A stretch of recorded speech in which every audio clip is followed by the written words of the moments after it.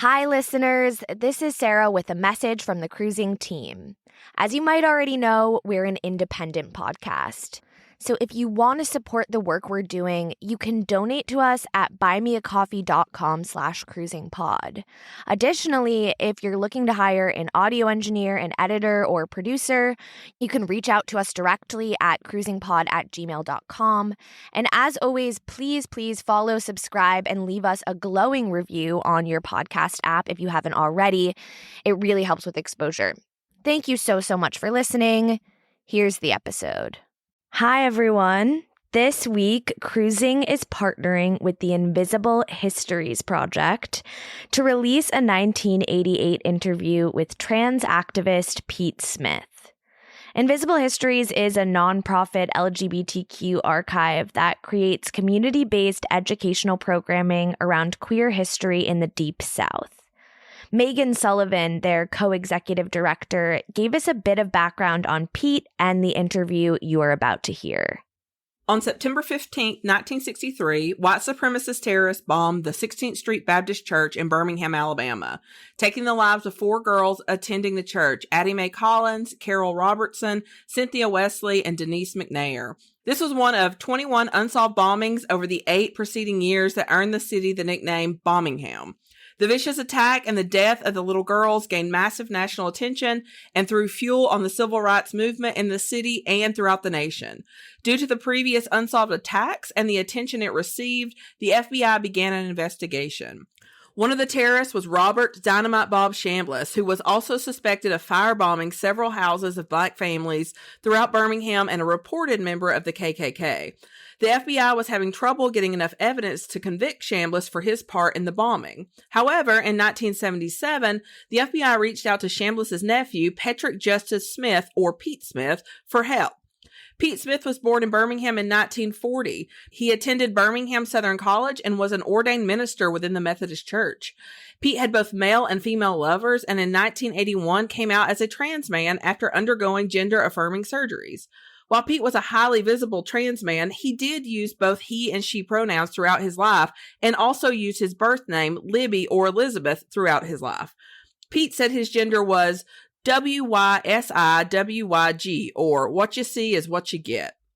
Pete worked closely with the FBI, helping with stakeouts and collecting evidence. During the trial, Pete said he heard his uncle remark, quote, "Just wait until after Sunday morning and they will beg us to let them segregate," end quote. When he asked what he meant, his uncle replied, quote, "Just wait and see," end quote. Then while watching a news report on Sunday, Pete overheard his uncle say, quote, "It wasn't supposed to hurt anybody. It didn't go off when it was supposed to," end quote. Pete left Alabama for several years, but returned in the mid-1980s, where he became active in LGBTQ, women's, and racial justice issues. He worked as a contributor to the Alabama Forum, Alabama's LGBTQ newspaper, writing a monthly column called Get to the Point, and was one of the organizers for the first Pride Parade in Birmingham.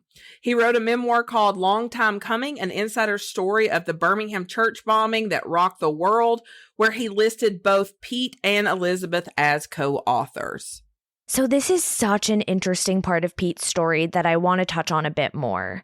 He releases his memoir in 1994, finally talking about what it was like growing up with his uncle and then working with the FBI and testifying against him. He even names a few others involved in the bombing, which would eventually get the case reopened in 1995 and lead to the convictions of 2 others in the early 2000s. At the time of this interview, though, in 1988, his uncle was the only person who had ever been charged with the bombings. But if you were an average reader picking up Pete's book when it first came out, you would think that it was co-authored by a man and woman, Elizabeth Cobbs and Pete Smith. That's what appears on the cover, as Megan mentioned. You wouldn't realize until reaching the book's epilogue that these 2 people are one and the same. Pete before and after his transition. Pete explains why he made this choice in the epilogue. He writes, "I debated whether any of this information should be included in this book because I did not want any hint of sensationalism to detract from the message of the work itself. The decade of the 70s was a time when I could testify without there being any spectacle made to deflect from the value of my testimony. Today, that may not hold true." In a society that lives in a tabloid world, the messenger is often defamed at the expense of the message, and that is always a risk when a person speaks out. All too often today, truth of content is lost while style of context is debated. Still, I hope that will not be the case with this work. I think a big part of Pete's message, which he talks a lot about in this interview, is solidarity between the Black civil rights movement and the LGBTQ rights movement. You'll hear Pete draw a lot of parallels between the two, which is not to compare or equate these two groups and their unique experiences, but to emphasize this solidarity. Pete firmly believed that our liberations are intertwined. He ends his memoir with the line, "None of us are free until we all are free." And this is a sentiment he lived by. He's also giving credit where credit is due. The gay rights movement has long drawn upon the strategies of the civil rights movement, and it's important we acknowledge that, giving proper credit to the Black civil rights leaders whose ideas served as inspiration for early gay activists. Here's Pete. This is the 16th Street Baptist Church. For many, many years in Birmingham, it's been a landmark for progress and for trouble and for most of the things that Birmingham has stood for. During the 50s and the 60s, this building was used for rallies, for meetings, for the events that brought together and spurred on the action for the civil rights movement in the South. It became a focal point for blacks and whites alike in this area, in that if someone came to town to agitate, this is where they came. This was the largest meeting place for blacks in the city. Across the street is Kelly Ingram Park, which made national headlines when the Birmingham police brought German shepherds and fire hoses to bear on the demonstrators. Men, women, children alike were in the park. The arrests were so numerous that school buses were enlisted to haul them to jail by the busload. That's a little bit of the history of this building prior to 1963. In September of 1963, it was also the site of an event that was catalytic in the civil rights movement. During the night, September 14th, 4 men used the street behind me and the alley behind the building to plant a timed explosive device that destroyed a portion of the building and took the lives of 4 young girls who happened to be in the restroom between Sunday school and a church service on Sunday morning. For the first time in Birmingham, in the state of Alabama, and in many other parts of the nation, people became vocal. White people were enraged. They were outraged. The black community was stricken. It's to their credit that the repercussions were no greater than they were, that the backlash was no greater. It's to the credit of the white community here that the business leaders and the church leaders finally said enough. Enough of the night riding. Enough of the police state. Enough of the segregation at any cost that Alabama had chosen as its code. It didn't stop the anti-integration activity, but it pushed it far underground. It was no longer tolerated. The vigilante tactics were no longer tolerated. The Klan itself became much more clandestine. When I say the Klan, in other parts of the country, we have to say the KKK or the Ku Klux Klan. Here, you say the Klan, everyone knows what you're talking about. Everyone over 20 anyway. It was 25 years ago, this September, that this church was bombed. And people have asked me, what were the 60s like in Birmingham? And for me, it was somewhat different from what it was for a lot of other people. I never went to a freedom march. I never went to one of the rallies. I never met in person the people that came in from outside the city to attempt to bring the consciousness up here. I was in a situation because I was in a family whose strongest member happened to be one of those 4 men that bombed the church that night, as well as many other things. I lived in a family that lived in fear. I lived in a family that our feelings toward him were a mixture of hatred, fear, revulsion. But just as a lot of other things have changed, today we wouldn't have to live under that iron fist for one family member causing that much fear. But when that church was bombed, when we heard the vibrations, when we sat and watched on the black and white TV, the body bags being brought out,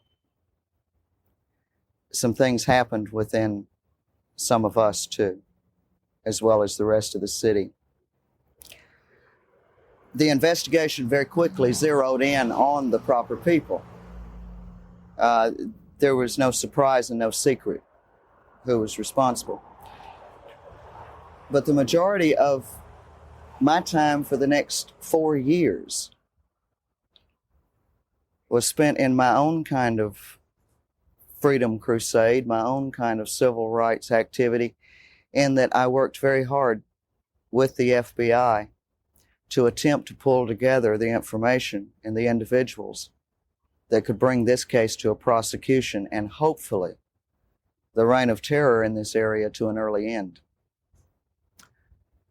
There were wiretaps, there were threats, there was a lot of riding around at night and watching people and being watched, and wild chases through the streets of this city that only a handful of people are aware of.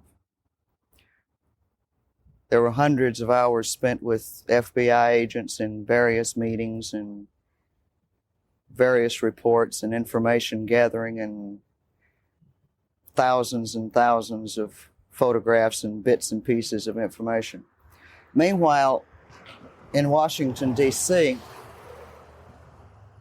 the turmoil of the 60s was taking place also. And in 1967, early 68, the case itself fell through the cracks with the Justice Department. Physical evidence that had been shipped from Birmingham to Washington, D.C. disappeared. Didn't appear on inventory records in Washington at all. And many of us lost heart. The efforts were totally abandoned. But it didn't make life a whole lot easier. It just put a cloud of disappointment over everything. It put a what the hell attitude to trying to do anything really constructive. In 1974, I made the decision with my personal life to go in the Methodist ministry. You know, I have a rather simple-minded kind of faith. I always believe that we're put where we're supposed to be for whatever purpose we're supposed to be there for. And in recent years, I've had to interpret what I believed was my call to the ministry as just exactly that, but for that period of time. I went into the Methodist ministry, into training, and took a degree at Birmingham Southern. Meanwhile, I was pastoring a small Methodist church in the western section, not too far from here, when Bill Baxley reopened the investigation of this church bombing after he gained the office of Attorney General of the state of Alabama.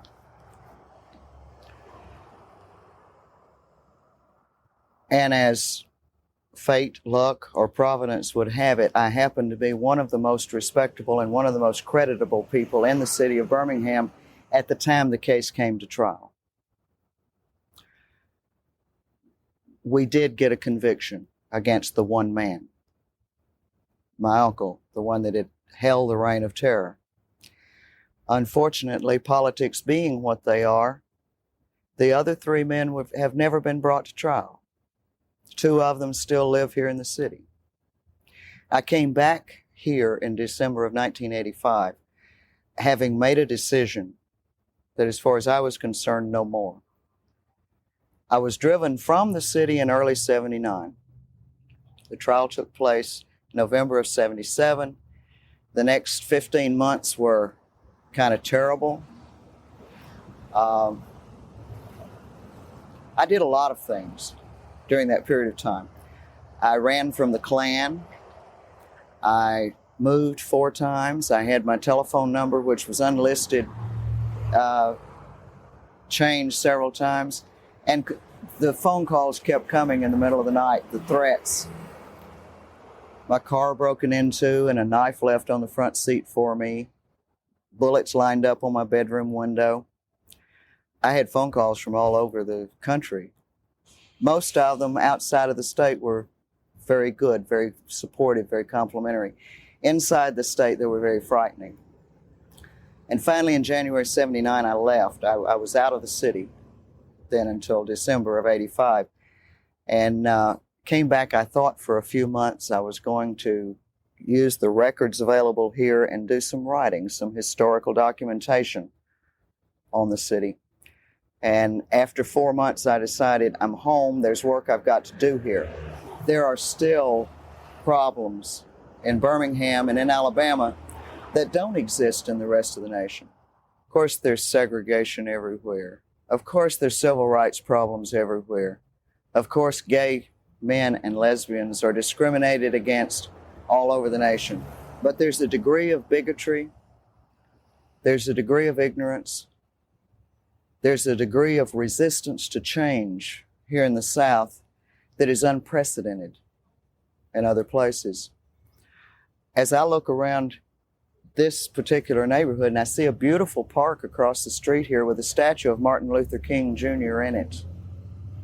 It took a number of years to get that statue erected. The amazing thing to me is that it ever was erected.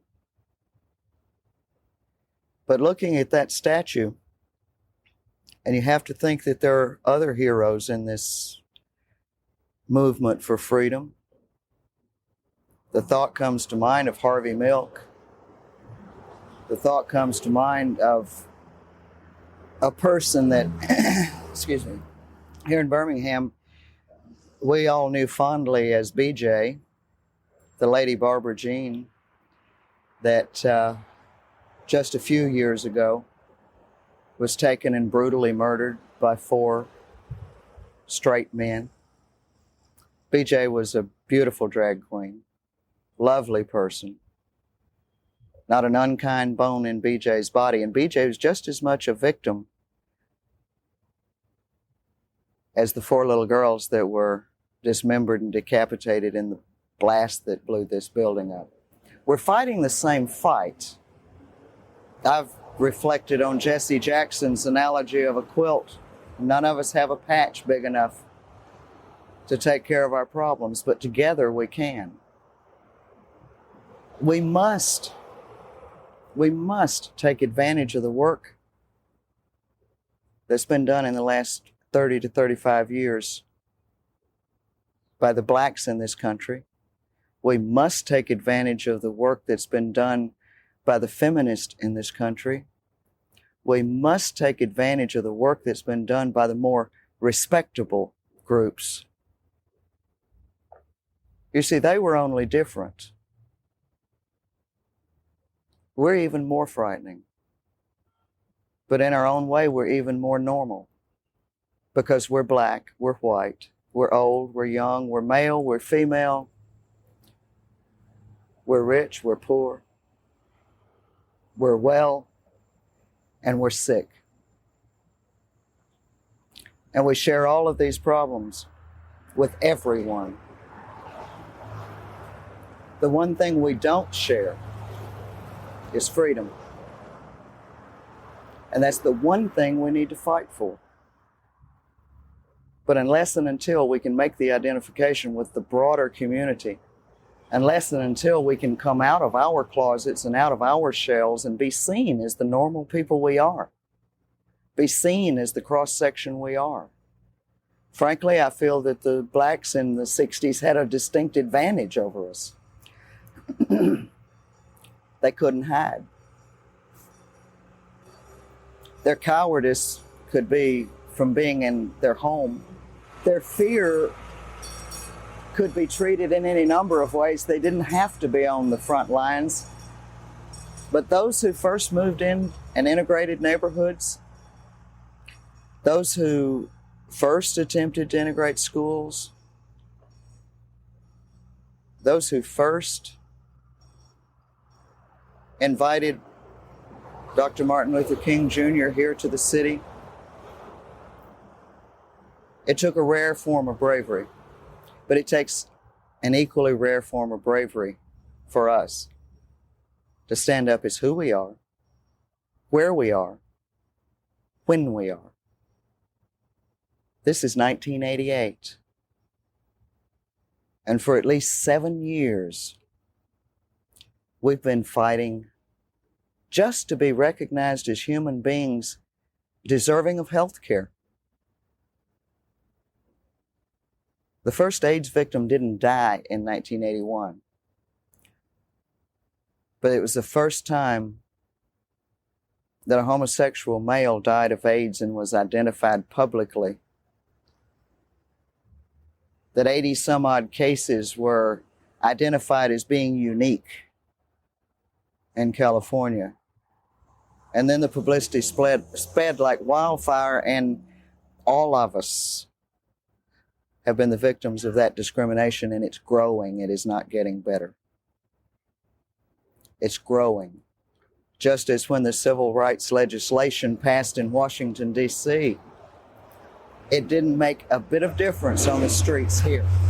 I was a freshman in high school in the 50s, and I vividly recall my science teacher, a woman named Craig, telling us, we need not worry.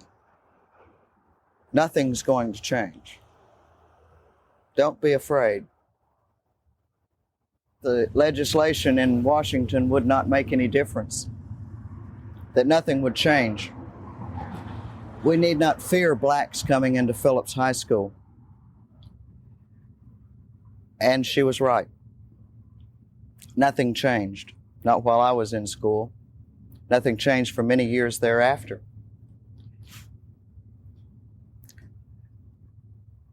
We're fighting for pieces of legislation. We would like to see the ERA enacted with a little clause in there that includes sexual orientation or sexuality. We would like to see sodomy laws stricken from the books. We would like to see legislation in place that would stop and prevent discrimination in housing. We'd like to see our couples be able to have the same benefits as heterosexual couples. But you see, getting laws passed is not going to make a difference quickly. It takes time, it takes struggle, it takes suffering, it takes individuals continuing to flinch under the threat of police brutality. It takes individuals continuing to have their civil rights, their human rights, abridged in the many ways that ours are abridged. We don't have 25 years. Our AIDS patients who are currently in treatment don't have 25 years. Those that will be diagnosed tomorrow don't have 25 years. We can't afford to use the color of our skin, our nationality, our good jobs, our comfortable homes as a place to hide anymore. We can't afford it. I can't afford it. In some ways, I feel that the most important thing that we can do as individuals is to challenge another person to come out and take their stand as who they are, where they are, when they are. But we can't wait on them. What they can give, what they can do in private, in hiding, we can accept their efforts, but someone has to be out front. Many of us have to be out front. The truth is that as long as we hide, they don't have to deal with us.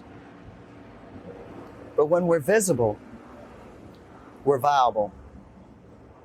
If we put society in a position that they cannot move without seeing us, without being aware of us,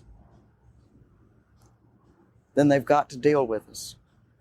And no, I'm not deluded into thinking that they're going to deal with us kindly and welcome us in just because they realize that there are millions of us rather than hundreds of us. We had I want to call it a demonstration yesterday at this city. And I think we had more news media than we did participation at several points. But the participation we had was encouraging. A year ago, most of those folks wouldn't have been there. A year ago, we wouldn't have had all 3 TV networks present. But yet we have to face the sobering thought that the reason they were there was because of the issue of AIDS, not because of who we are and where we are and when we are. We've claimed the AIDS epidemic as our own, and that's an extremely unhealthy thing to do. Granted, what progress has been made has been because gay people have claimed this issue and have pushed. It's been a unifying force. It's been one of the first things that has caused homosexual people in the United States and across the world to become aware of themselves to the point to realize that they, in fact, are being discriminated against. Other than 1 week a year in some major cities, we've let Stonewall die. We've let what happened there when they said, enough, I've had enough, I'm fighting back. We've let it die. We've let it go aside. Every year we have to say it again in the newspaper, what Stonewall's all about. That was 1969. You don't have to tell anybody in Birmingham what happened here in 63. We shouldn't have to tell people what happened at Stonewall in 69. We shouldn't have to tell people what happened this last weekend. We've got to be visible. We've got to be vocal. We've got to be informed. We've got to be aware of the world that we live in. We've got to be aware of our history. We're a product of it. Some of the joys and some of the liberties that we enjoy here in Birmingham are simply because the majority of the police force had their hands slapped so thoroughly in the 60s that they're not going to be quite as virulent in their reaction to other people. They're not as ready to inflict physical violence as they once were, but that doesn't mean that there aren't a few. That doesn't mean that we don't occasionally have someone put over the trunk of a car and beaten. And it happens everywhere. You see, Birmingham's unique. Alabama's unique. But in its uniqueness, it's like every other unique city in the United States. It's like every other unique state in the United States. I stand here on these steps and I talk about this particular place, and it's just like every other place where human beings have begun to care about themselves and to care about the people around them. And until we do, it doesn't matter how easily we can go to a bar. It doesn't matter how easily we can meet somebody and form a relationship, or even how easily in a college town we can rent an apartment as roommates. Those things do make life a lot easier for us. But that's unimportant. We don't have freedom until we have it in here. Until we're able to be open and honest and say, hey world, here I am. This is who I am. This is why I am. This is where I am. Until we're willing to do that, we're not free, and we'll never be free. And all the legislation, all the politics is not going to come down to the streets until we do. Until we do. We have dialogue going in the last few days, actually, that has been a long time coming. Part of it has been spurred on by the fact that up until the last few days, what efforts have gone forth in this community, as in most communities, in fighting the AIDS virus, in pushing for research, in attempting patient advocacy, patient care, has been done by volunteers. I mentioned that we're a college town. It's a medical college. It's one of the largest medical communities in the region. And there's a clinic specifically dedicated to AIDS, and yet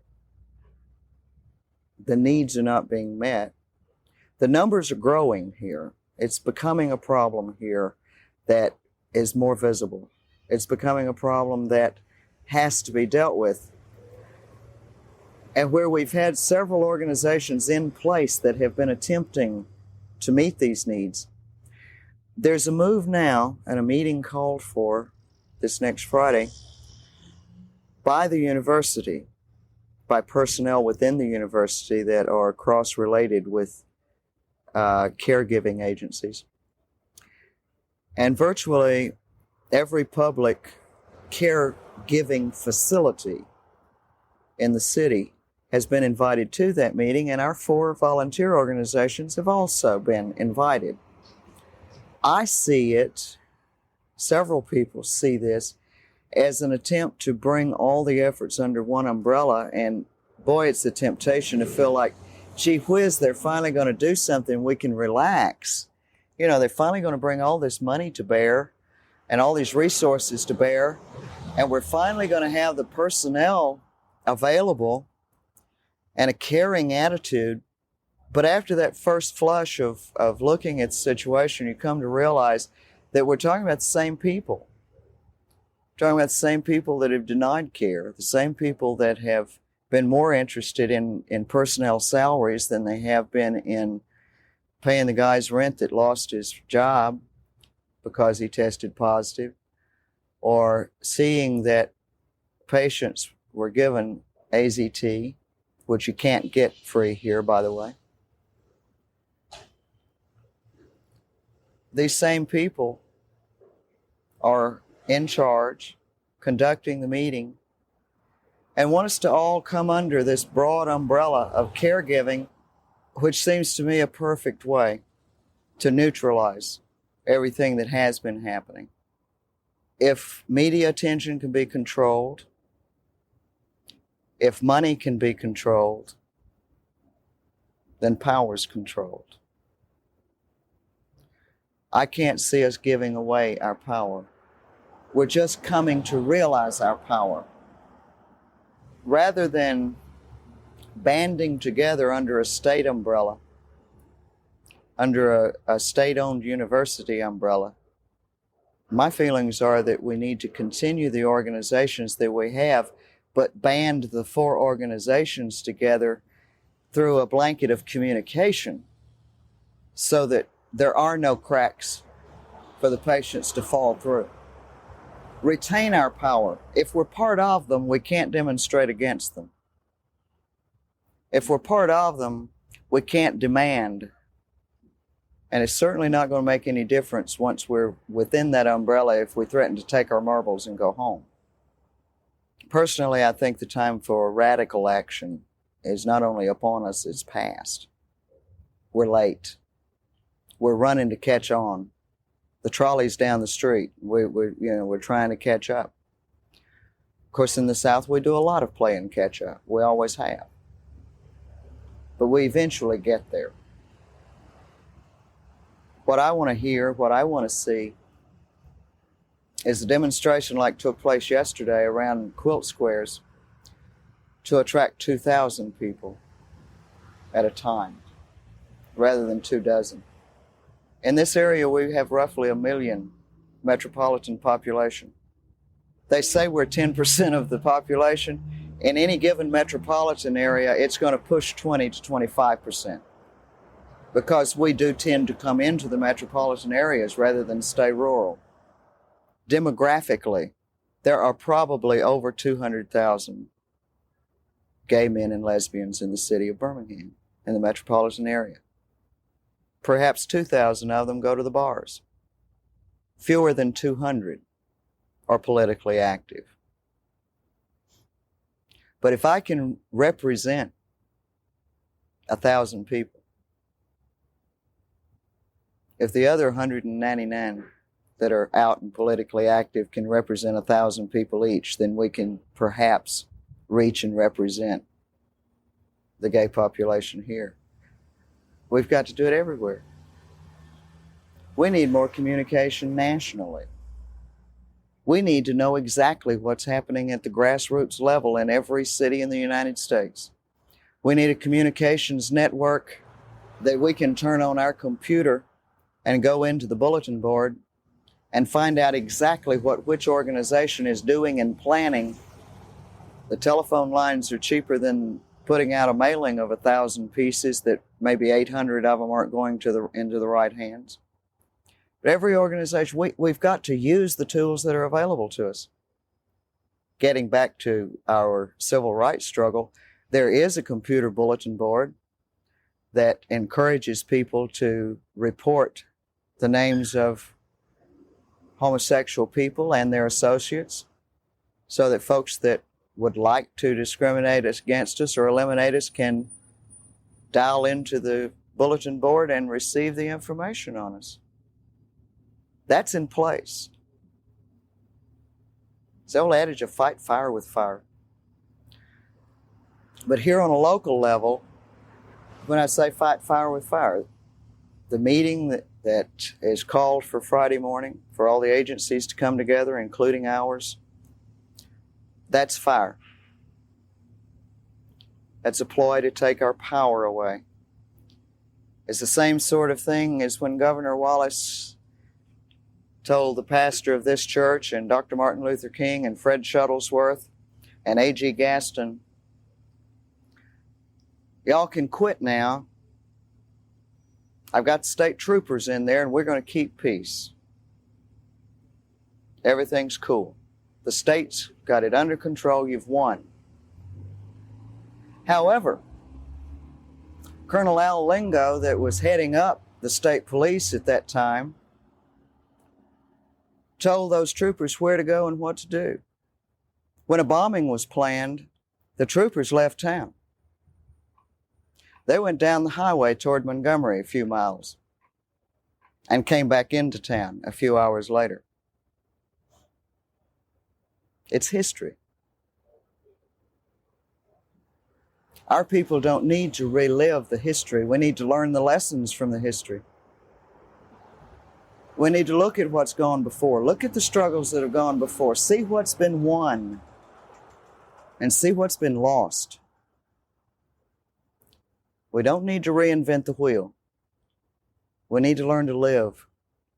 We've taken so much pride in having a lifestyle. It's time we learn to have a life. We can only be as free as we're willing to be. You're the best. I'm an opinionated old cuss is what I am.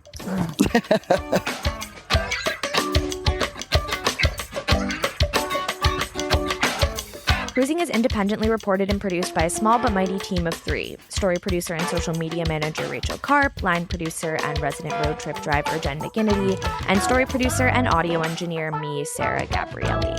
Our theme song is by Joey Freeman. This episode was sponsored by Olivia Travel. You can find us at our website, cruisingpod.com, on social media @cruisingpod, and support us at buymeacoffee.com/cruisingpod. Listen to Cruising wherever you get your podcasts.